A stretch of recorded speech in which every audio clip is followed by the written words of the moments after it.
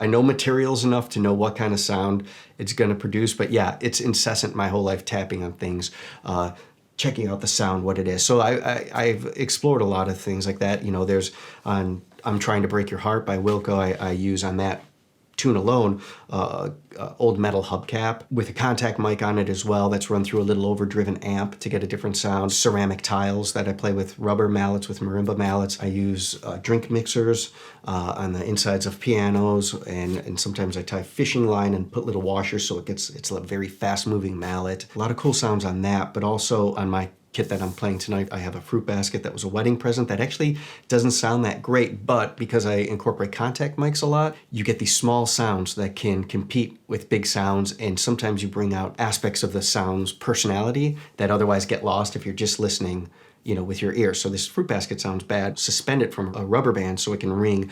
Put that over the contact mic, you get this fundamental low sound that's incredible.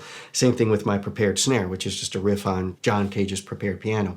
I've got springs, large springs that I scrape with my fingernails, small springs that I swipe. I've got fishing line wrapped around little sticks with violin bow rosin that gets a creaking noise, and there's a play on a cuica, there's a stick coming through, and lines roar, these little wires.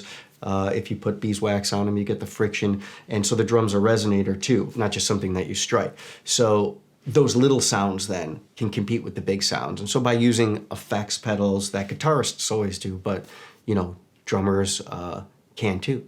And using contact mics, you even explode that sound world more. I think all percussionists now are required to kind of explore different sound worlds for a lot of the literature they have to play. And also any drummer who's recorded in the studio, you know, I have a lot of variations on sticks and mallets that I, you know, tape coins on or tape up or put towels over just to get different sounds, because under a close microphone you can get a really compelling sound that maybe if you just used a stick or just used a brush or a rod you wouldn't get.